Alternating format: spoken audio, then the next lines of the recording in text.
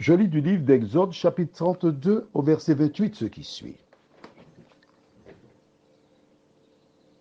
Les enfants de Lévi firent ce qu'ordonnait Moïse, et environ 3000 hommes parmi le peuple périrent en cette journée. Prions.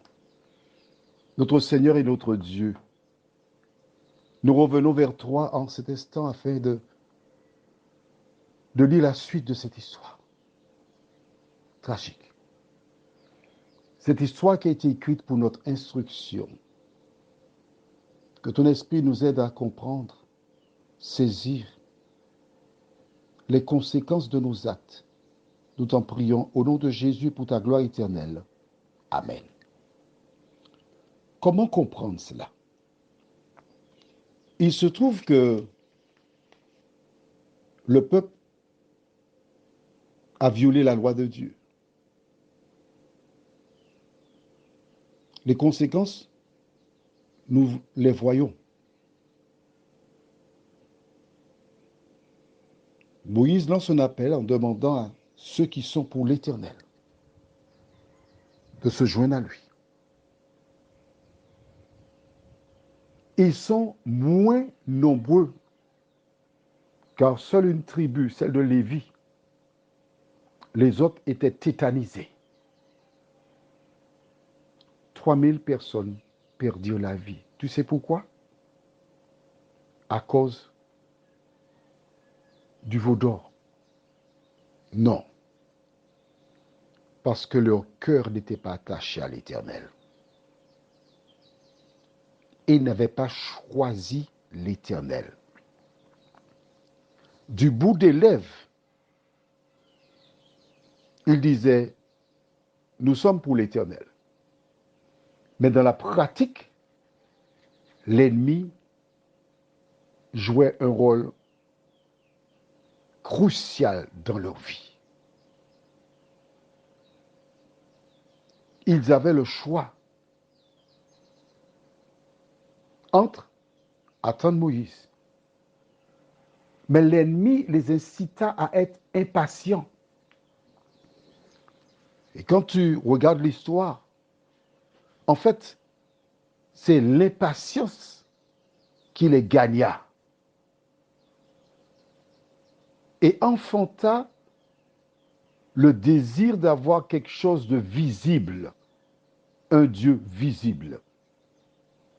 En fait, reproduire ce qu'ils connaissaient, ceux qui étaient attachés à eux à cause de leur éducation, ayant grandi au sein de l'Égypte où justement déjà adoraient des veaux d'or. Ils ont vu la grandeur, la puissance de Dieu. Ils ont commencé à voir ses aptitudes. Et voilà pourquoi l'Éternel espaça leur départ en envoyant les 10 plaies sur l'Égypte. Chaque plaie qui était déversée sur l'Égypte était un message pour attirer l'attention du peuple, pour qu'ils apprennent à connaître l'Éternel. Lorsqu'il y eut la première plaie qui frappa l'Égypte et non Gozen, là où ils séjournaient, Dieu leur parlait. Lorsque les sauterelles ont ravagé tous les arbres qui étaient en Égypte et les leurs ont été protégés, Dieu leur parlait. Il se présentait à eux pour qu'ils le connaissent. Mais ils ne se sont pas souciés de connaître l'Éternel. Qu'en est-il de toi?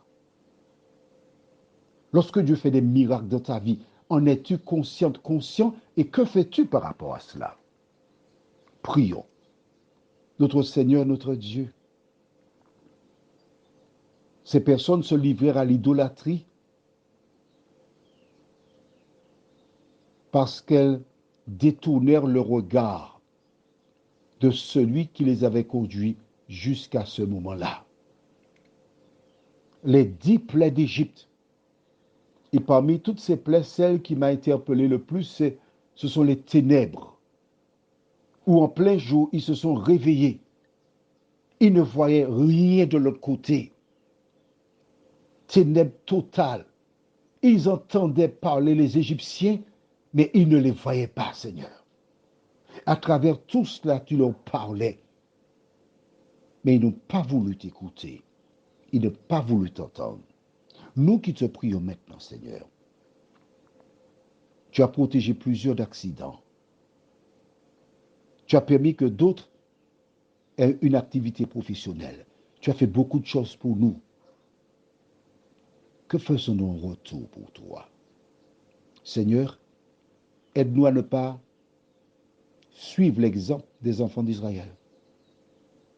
Mais aide-nous, en tenant compte de ce que tu as fait pour nous, à être reconnaissants, à vivre pour toi, à t'obéir, nous t'en prions, au nom de Jésus pour ta gloire éternelle.